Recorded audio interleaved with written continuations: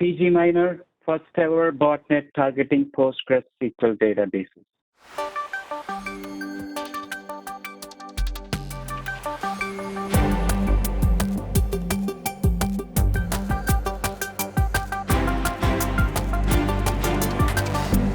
So Ganesh, you got an interesting story about another cryptocurrency miner. This one is exploiting PostgreSQL in order to get onto the boxes. So what can you tell us?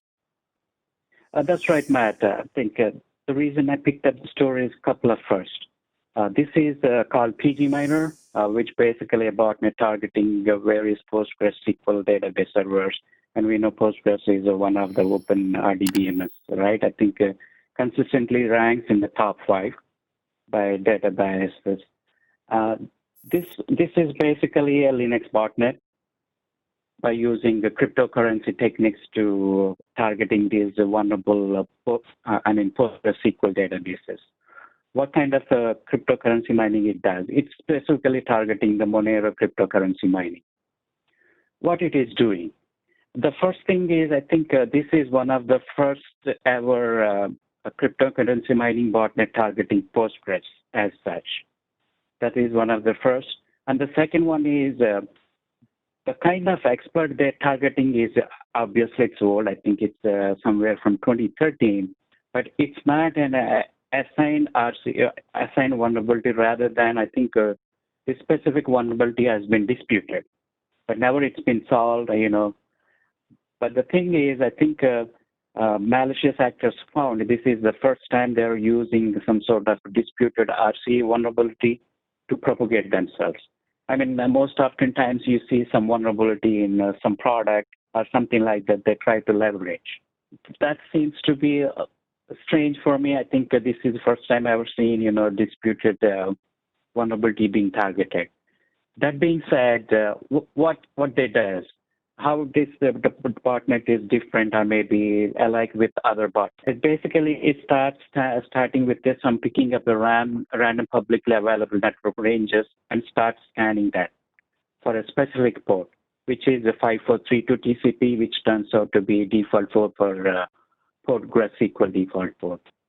So obviously, once it finds on some vulnerable systems or not, I think what it does is it unleashes the brute force attacks on those ports with some long list of credentials. Then it gains a foothold onto the system. Then it gets downloads, I think 1 or 2 files onto the basically components of the mining software onto the victim systems. Then it does the mining of that. What kind of architectures it is presently targeting? I think it's primarily targeting 3 architectures: Linux MIPS, ARM, and x64. What it does, the difference is, I think some key points here is once it founds a malicious PostgreSQL database and it wants to have some SQL database server, what it does is it kind of delays one of the tables right after the code execution. Kind of a fileless malware technique, so that if somebody is not paying attention, probably they don't realize, some sort of modification has been done and the table has been modified and deleted in this sense. I think that's just to stay below the radar. That's one technique it uses. Again, like any botnet, it tries to exfoliate data, information about the system information, and maybe some other parameters, and sets that information to a C2 server, which is hosted on Tor network.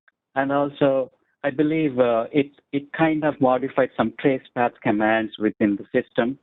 I think to compensate itself, I think again, basically staying under the radar so that reverse engineering is a little bit difficult to do it. Again, we have seen with the various botnets and malware, they try to kill competing botnets or maybe crypto mining programs, I think just for the better monetization. This is the story of it. I think for right now, the detections are very low. The detections are very low as for the research done by Unit 42 from Palo Alto. The detections are very low. I think they're still analyzing, probably will get more indicators. And one thing they said is it has code-based similarities with the systemd miner family. It is also, again, a coin miner. I think they borrowed some sorts of codes from that system miner and they used it. But only the exception is they incorporated this Postgres-related stuff like deleting the tables, impersonating as I think a tracepath process. I think these are some additions they made it to that code base. But that being said, I took a quick look at in our common backbone on this specific port for the past 30 days. Definitely, there seems to be surely high points in the last few weeks. Especially, I think just before the Thanksgiving time, there was a big spike in scanning activity on this port.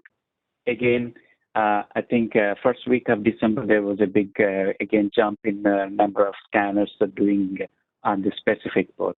I thought just the information. I couldn't able to dig a little bit further, but I think this port needs to be monitored for coming weeks to see if anything new develops on this specific 5432 TCP port. It's interesting to note that they're using Tor for the command and control after that point. I mean, it is an anonymizing network, but it isn't that hard to get a list of the different entry nodes into Tor, like the places that you would need to connect, because people have to connect to Tor.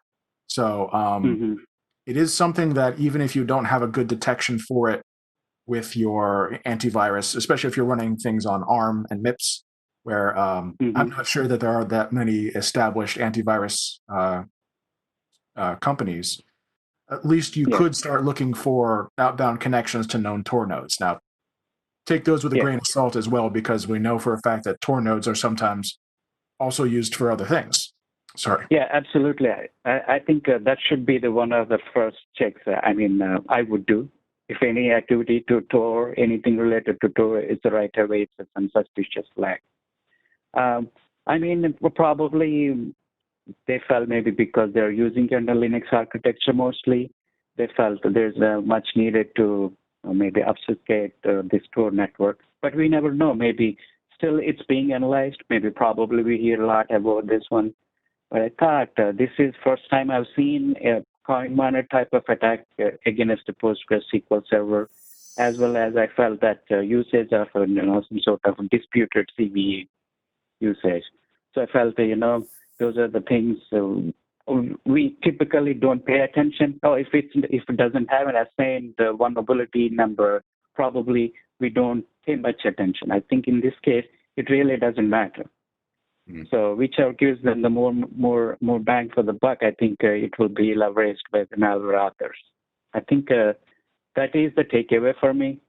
I imagine there are plenty of systems that if you're trying to do vulnerability management at scale, that won't let you put something in unless there's a CVE number associated with it. It doesn't mean you shouldn't do it, but that is an interesting thought. Yeah, I guess the information about this disputed vulnerability, I need to understand a little bit more. But why it's been disputed, why they did not resolve it, that's a key point. Probably there is something behind it, which felt they left it open as disputed without addressing it. I think it's been around since 2013. It's been a long time if somebody is disputed to be keep it open for that long time. All right. Well, cool, Ganesh. Thank you for telling us about this. This was interesting.